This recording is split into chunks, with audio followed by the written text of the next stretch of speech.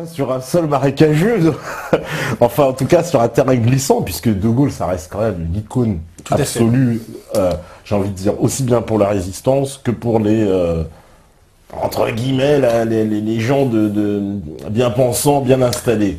Tout à fait, et d'ailleurs ça c'est une contradiction que devraient analyser les gens qui se considèrent comme dissidents, c'est pourquoi le système encense à ce point De Gaulle. Ouais. Pour quelle raison? S'il est une icône du nationalisme, on sait que nous sommes dans un monde où le nationalisme et l'amour de la France est diabolisé. Comment se fait-il que cet individu est sanctifié, dirais-je? Oui, c'est ça. Et sanctifié donc par les partis opposés. Donc c'est voilà. Vrai. De Gaulle est le temps presque le seul dénominateur commun, le seul point d'appui. C'est le totem incontournable. Ouais, tout à fait. C'est le totem incontournable. D'ailleurs, attendez, j'ai peut-être une petite phrase de l'amiral Offand là-dessus. Le régime est fondé sur une légende qui ne peut être dissipée qu'au risque de tout faire crouler. Et l'on ne peut encore parler du gouvernement français sous l'occupation, sinon pour dire qu'il ne comptait que des traîtres, sans s'exposer à tomber sous le coup d'une loi qui interdit l'apologie du crime. Donc, comme nous dit ce cher amiral Offand, nous allons nous attaquer à une légende.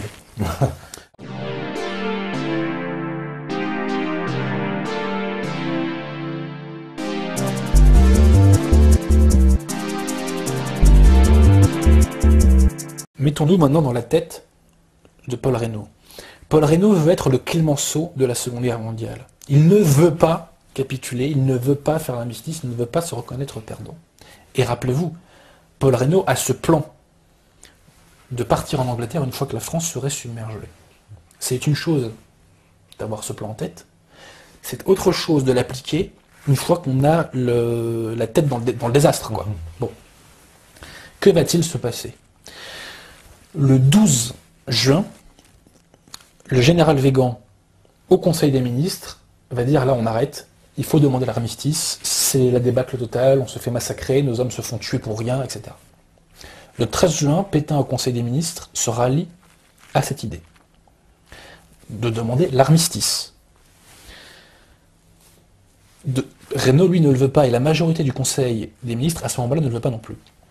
Le président de la République de l'époque ne le veut pas non plus, c'est M. Lebrun, le président, Albert Lebrun. Le président du Sénat, M. Jean Monnet, ne le veut pas non plus. Le président de la Chambre des députés ne le veut pas non plus, M. Herriot. Seulement, force est de constater qu'on n'arrête pas de reculer, le gouvernement est à Bordeaux, nos armées se font massacrer. Il faut faire quelque chose. Donc, il y a quand même une partie du Conseil des ministres qui dit, là, il y a quand même un problème. Alors, les ministres et Paul Reynaud veulent, dans un premier temps, partir en Afrique du Nord, à Alger. On va transférer le gouvernement à Alger. Pétain et Weygand sont contre, puisqu'on n'entraîne pas la patrie à la semelle de ses souliers, n'est-ce pas? Et que pour défendre les Français, c'est sur place qu'il faut le faire et non pas à l'étranger. Donc à ce moment-là, un membre du gouvernement, ancien président du Conseil du Front Populaire, M. Camille Chautemps, va avoir l'idée suivante. Parce qu'en fait, l'idée c'est que si nous partons en Afrique du Nord, nous allons passer pour des déserteurs auprès du peuple français. Et le peuple français n'acceptera jamais. Donc il faut trouver un motif qui justifie ce départ en Afrique du Nord. Donc Camille Chautemps, on va faire ce que les historiens appellent la transaction Chautemps. Qu'est-ce que c'est que la transaction Chautemps? C'est que nous allons demander aux Allemands quelles sont leurs conditions d'armistice, nous préjugeons que ces conditions sont déshonorantes, et donc nous aurons un motif pour ne pas accepter cet armistice et pour nous replier en Afrique du Nord. Mais à l'époque, qu'est-ce qu'on a en tête? On a en tête la question de la flotte française, qui est la deuxième flotte du monde. Et en fait, ce qui va se jouer dans l'armistice, c'est la question de la flotte. C'est-à-dire que ce qu'on appelle une armistice honorable, ça serait une armistice dans laquelle les Allemands ne nous la demanderaient pas, et une armistice déshonorante, ça serait une armistice dans laquelle les Allemands nous la donneraient, et dans laquelle les Allemands nous demanderaient aussi de s'introduire dans notre empire colonial. Donc là, Paul Reynaud, il faut bien le comprendre, Paul Reynaud va faire un calcul qui nous est très bien décrit par M. Dominique Lecat, la rupture de 1940. Je précise que Dominique Lecat était un proche collaborateur de Paul Reynaud. Il a vécu au quotidien avec Paul Reynaud à partir de 1938. Monsieur Dominique Lecat va nous raconter donc le calcul qu'a fait Paul Reynaud. Le calcul est le suivant. le pays ne comprendra pas que nous partions en Afrique du Nord. Donc il faut le justifier. Mais moi, Paul Reynaud, je ne veux pas faire cette demande d'armistice. Et je ne veux pas incarner officiellement la rupture franco-anglaise. Donc je vais refiler la patate chaude à quelqu'un qui va demander l'armistice à ma place. Comment ça, j'ai vu mon regard? Ouais. Et donc Paul Reynaud va démissionner à ce moment-là, parce que, petite parenthèse, légalement, il avait tous les moyens qu'il voulait pour aller en Afrique du Nord, s'il le voulait. Donc Paul Reynaud va demander à Albert Lebrun de nommer Pétain président du Conseil, et on va demander à Pétain donc de demander l'armistice. Hitler exigera la flotte, et exigera peut-être des concessions dans notre empire colonial. Donc ça sera une paix déshonorante que Pétain ne voudra pas faire. Et donc Pétain, à ce moment-là, sera obligé de demander aux armées de capituler. Je précise que la capitulation, c'est un acte qui vient des armées et pas du gouvernement. C'est les chefs militaires qui disent « on se rend », ce qui est sanctionné par le code militaire, je précise. D'accord. Et donc, Pétain demandera cette paix, cet armistice, pardon. Les conditions seront déshonorantes. Les Allemands voudront notre flotte. Et donc Pétain se rendra à l'évidence qu'il ne peut pas conclure armistice. Et moi, il rendra sa démission. Et moi, Paul Reynaud, je serai réinvesti par le président Albert Lebrun. Et nous pourrons partir en Afrique du Nord, voire en Angleterre. Est-ce que je suis clair? Ouais, bah, ouais. C'est pas si simple à expliquer. Ouais, mais... Monsieur Dominique Lequel nous l'explique bien dans ce livre, La rupture de 1940. Donc, il fait ce calcul. Donc, Pétain est investi président du Conseil. Ouais. Pétain fait la demande d'armistice aux Allemands le 17 juin. Enfin, il le fait le 16 à minuit. Pendant 2 jours, on n'a pas de réponse. Je précise qu'on continue à se battre. On a continué à se battre jusqu'au 23 juin. Donc, quand Pétain demande l'armistice, on continue à se battre. Le 18 juin, on n'a pas de réponse. Le 18 juin, De Gaulle part. À ce moment-là, on ne sait pas ce qui se passe encore. Je vais vous expliquer après pourquoi il partira. Donc, le 10 juin, pas de réponse. Le 19, on a une réponse des Allemands. Les deux parties négocient. Du côté français, c'est le général Charles Singer qui va négocier. Et finalement, on arrive à un texte d'armistice le 23 juin. Mais petit problème, ce texte n'exige pas la livraison de la flotte. Et ce texte ne touche pas à l'intégrité territoriale de la France, enfin de son empire. Et là, Reynaud, hélas, Pétain va rester au pouvoir, et Reynaud, il est dans le baba, passez-moi l'expression. Revenons à De Gaulle. Pourquoi De Gaulle part le 18 juin? Ce qu'il faut savoir déjà, c'est que le 16 juin 1940, De Gaulle fait une proposition, ou plutôt transmet au Conseil des ministres une proposition d'union franco-anglaise, dans laquelle la France et l'Angleterre fusionneraient véritablement et ne feraient plus qu'un seul pays. Bon, quand on est un patriote français, ça c'est interdit, quoi. Je veux dire, la fusion avec l'Angleterre, c'est plutôt l'enfer, quoi. Bon. Mais De Gaulle transmet cette proposition, qui d'ailleurs lui a été soufflée par Jean Monnet. Jean Monnet. Le Conseil des ministres reçoit cette proposition, et le Conseil des ministres qui à la base était plutôt pour le fait de partir, si vous voulez, en Afrique du Nord, quand il entend ça, il est refroidi, et c'est à ce moment-là qu'il se prononce, rappelez-vous, pour la transaction Chotan. Donc De Gaulle, le 16, fait cette proposition. De Gaulle revient en France. Il y revient vers 22h. À 22h, il rencontre Reynaud. Et il se rend compte que Reynaud a démissionné. Zut, il était son ministre. Petit problème. Donc là, De Gaulle, à ce moment-là, est à Bordeaux. Qu'est-ce que De Gaulle et Reynaud se disent? On ne le sait pas. À ce moment-là, on ne le sait pas. Mais, beaucoup plus important, De Gaulle, à la préfecture de Bordeaux, enfin, ou je ne sais plus à quel bâtiment de Bordeaux, rencontre un homme capital, un Anglais, le général Spears, à 23h30. Et Spears va mettre le grappin sur De Gaulle et va le convaincre de partir en Angleterre. Pourquoi Spears met le grappin sur De Gaulle à ce moment-là? Pour 2 raisons.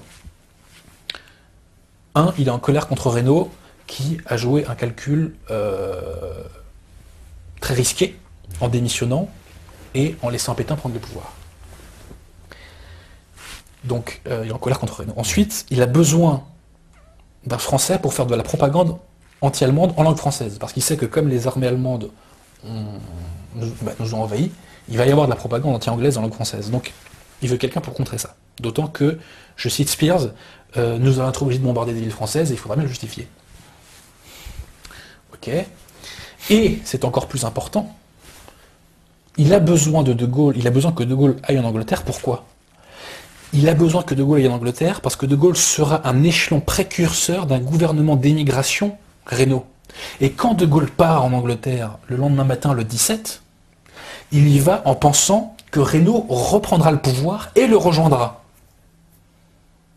Et qui donne 100 000 francs le matin à De Gaulle quand il part ?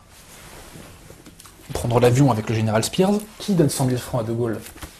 Monsieur Dominique Léca, le proche collaborateur de Paul Reynaud. Donc De Gaulle, quand il part, et quand il fait son appel du 18 juin, De Gaulle, à ce moment-là, est encore l'agent de Paul Reynaud. Et De Gaulle attend que Reynaud et son futur gouvernement le rejoignent en Angleterre. Et nous arrivons au fameux appel du 18 juin. Que dit De Gaulle dans l'appel du 18 juin ? Qu'est-ce qu'il nous dit ? Petit quiz. Alors, petit quiz. Là, c'est parti. Toutes les forces à nous rejoindre. Toutes les forces à nous rejoindre ? Ouais, c'est ça, toutes les forces à nous rejoindre. Non, c'est pas ça. Ah, d'accord. C'est parti. J'invite les officiers et les soldats français qui se trouvent en territoire britannique ou qui viendraient à s'y retrouver avec leurs armes ou sans leurs armes. J'invite les ingénieurs et les ouvriers spécialistes des industries d'armement qui se trouvent en territoire britannique ou qui viendraient à s'y retrouver à se mettre en rapport avec moi. Il appelle simplement les gens qui sont en Angleterre à le rejoindre. C'est tout. Donc c'est pas un appel à la résistance française. Alors si, attends, après il dit quoi qu'il arrive, la flamme de la résistance française ne doit pas être et ne s'atteindra pas. Mais attention, elle est où la résistance à ce moment-là ? Elle est sur les fronts. Elle est sur le front, pendant la bataille de France. À ce moment-là, les armées continuent à se battre. Donc quand on dit que De Gaulle a demandé à la France de continuer de se battre, mais attendez, elle se bat la France là les mecs, réveillez-vous. À ce moment-là, elle se bat. Et là, De Gaulle attend Reynaud à ce moment-là. Attend le gouvernement d'émigration Reynaud. Ça, c'est absolument capital. Je précise que De Gaulle, dans ses mémoires, nous dit « Je suis parti le 17 juin parce que j'ai répondu à un appel du Fond des Âges. » Pipeau total. Tu es parti parce que Spears t'a dit « Rappelle-toi du plan Reynaud-Churchill. Les mecs vont arriver après toi en Angleterre. Toi, tu es le premier. Tu es l'avant-garde de ce gouvernement d'émigration. Viens avec nous. » Et je précise, petit scoop, qui nous est révélé par Henri de Kérélis dans son livre De Gaulle dictateur. Je précise qu'Henri de Kérélis était un des Français les plus anti-nazis dans les années 30 et qu'il est parti aux États-Unis quand les Allemands sont arrivés parce qu'il s'est dit ça va chauffer pour moi. Henri de Kérélis s'est brouillé avec De Gaulle à partir de 1943. Nous verrons pourquoi. Et il avait sous la main un rapport fait par Churchill à l'été 43 parce que Churchill, à un moment, on avait tellement marre de Gaulle qu'il a pensé le dégager. Ce qu'il faut savoir, c'est que De Gaulle a accepté de suivre Spears après que Spears se soit engagé à lui donner un salaire de général britannique, et, ça c'est encore plus fort, après qu'il se soit engagé à ce qu'en cas de victoire allemande, on lui donne la nationalité britannique. Ah, carrément. C'est l'amour de la France, ça ? Attends, De Gaulle, tu veux dire qu'il s'était engagé que en cas de victoire de l'Allemagne, il serait devenu citoyen britannique. Il serait engagé, oui. Il a demandé ça à Spears, et je précise que De Gaulle et Churchill vont faire un premier accord, je crois qui date du 7 août 1940, et la dernière clause de cet accord nous dit que les Français qui s'engageraient donc dans la France libre auraient des facilités aussi pour avoir la nationalité britannique si jamais ils avaient des problèmes à la fin de la guerre. Ça sent pas trop l'amour de la France enraciné tout ça quand même. Hein. Ça sent pas bon. Donc, ça écorne le mythe, là, déjà encore. Donc, vous disais-je, à ce moment-là, De Gaulle attend le retour de Paul Reynaud. Quand va-t-il s'affranchir de Paul Reynaud ? Il va s'en affranchir, entre le 22 juin et le 23 juin. Pourquoi ? Parce que Paul Reynaud va abandonner son projet de partir. Pourquoi Paul Reynaud l'abandonne ? Nous l'avons dit. Parce que, finalement, l'armistice n'est pas cette armistice déshonorante, il n'a plus la possibilité donc voilà de redevenir président du Conseil et voilà. Et c'est encore plus important, c'est que Reynaud aurait pu faire un gouvernement entre guillemets un peu officieux, mais qui se serait fait légitimer plus tard. Mais le problème, c'est que Paul Reynaud avait envoyé 2 de ses agents, Dominique Léca et l'autre s'appelle, je crois, Gilbert Deveau. Il les avait envoyés, il leur avait demandé de quitter la France. Parce que Reynaud s'était fait nommer par Pétain ambassadeur aux États-Unis. C'était un moyen pour lui de partir de France tranquillement. Le problème, c'est que ces 2 messieurs, Dominique Léca, le fameux Dominique Léca, d'origine corse, et Gilbert Deveau, vont se faire attraper par la police espagnole. Et ils sont partis avec la valise diplomatique dans laquelle il y avait une partie des fonds secrets, qui étaient destinés à la propagande de Reynaud aux États-Unis ou en Angleterre. Donc quand, ça c'est monsieur Lucien Gallimand qui nous l'apprend à origine des leçons de gaullisme, quand Reynaud apprend que ces 2 attachés se sont fait attraper par les Espagnols, quand il voit que l'armistice n'est pas ce qu'il croyait et que, surtout je pense qu'au final il a compris que son projet était délirant, il abandonne et Reynaud envoie un télégramme à Churchill dans lequel il lui dit en gros de reporter sa confiance sur le maréchal Pétain et d'éviter des brouilles entre la France et l'Angleterre qui arrangeraient l'Allemagne. Je précise aussi, j'ai oublié de vous le dire, que dès le lendemain où Pétain a été investi président du Conseil, on a annoncé dans les journaux un gouvernement, dans les médias anglais, on a annoncé que Paul Reynaud allait arriver à Londres. Dès le lendemain, on a une lettre de Reynaud où il dit « Monsieur le maréchal, vous m'avez obligé, dès le lendemain de votre action au pouvoir, à faire une lettre de démenti, comme quoi j'allais partir en Angleterre, etc. » Et jusqu'au 25 juin, la radio anglaise a annoncé l'arrivée de Paul Reynaud. Et je précise, autre source intéressante, monsieur, le vice-amiral Muselier, De Gaulle contre le gaullisme. Je précise que le vice-amiral Muselier est une des premières personnalités à avoir rejoint De Gaulle. Il était à Gibraltar le 28 juin et il a rejoint De Gaulle et c'est lui qui a organisé la marine de la France libre. Mais il a fini par rompre avec De Gaulle. Parce qu'il s'est aperçu que ce qui intéressait De Gaulle, c'était pas la lutte contre les nazis, ce qui l'intéressait, c'était la prise du pouvoir après la guerre. Que nous dit l'amiral Muselier? Quand il est à Gibraltar, est-ce que je retrouve ça? Enfin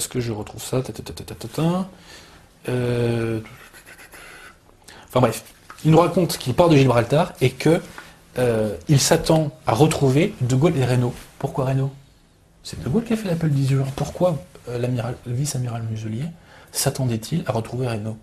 Parce qu'on avait annoncé que Reynaud était parti, et parce qu'à l'époque, qui disait De Gaulle disait Reynaud. Donc De Gaulle n'est pas parti parce qu'il a été sous l'effet d'une inspiration quasi mystique à la Jeanne d'Arc qui entend des voix. Non, il est parti parce qu'il était l'agent de Paul Reynaud, et au final, c'est la défection de Paul Reynaud qui a permis à De Gaulle de prendre son envol.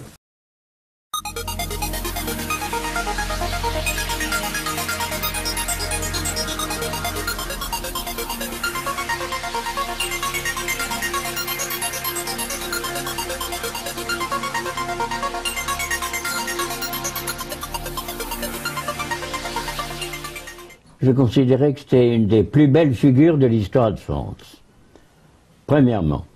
Deuxièmement, qu'il avait été élu par l'Assemblée nationale pour occuper le poste très difficile auquel on l'a assigné après que nous eussions perdu la guerre que nous avions déclarée. Et je pensais que c'était une chance pour la France d'avoir une figure comme lui. Et que ce qu'il ferait serait sans doute dicté par la pression de l'occupant. Le maréchal n'a pas changé du jour au lendemain. En 17, on sait ce qu'il avait fait. Il a rétabli le moral de l'armée. Il n'a pas changé pendant les années de la République calme. Le maréchal a continué à être ce qu'il était, un militaire désireux de servir son pays sous une forme ou sous une autre. Pourquoi je voudrais réhabiliter la figure du maréchal? Parce qu'on l'a sali. Et on l'a sali de façon curieuse, car on célèbre comme résistant un général français qui était tout simplement un cas psychologique de désertion. Car qu'a fait De Gaulle? Il a déserté, avec une idée qui se faisait de la France et du rôle qu'il devait jouer, mais il a foutu le camp de son pays en plein combat, pour parler de la résistance. S'il voulait résister, il n'avait qu'à résister avec nous, qui luttions pied à pied. Si j'ai un remords concernant ce que j'ai fait, sûrement pas. Je suis heureux d'avoir suivi le maréchal et je suis fier de le dire. Voilà. Car il avait un rôle très difficile et il le savait. Quand il a accepté le rôle qui lui a été confié, d'être à la tête de la France vaincue, il a dit au secrétaire d'État à la jeunesse et au sport, l'admirant, « Je sais que je perds ma gloire, mais je limiterai les souffrances du pays. »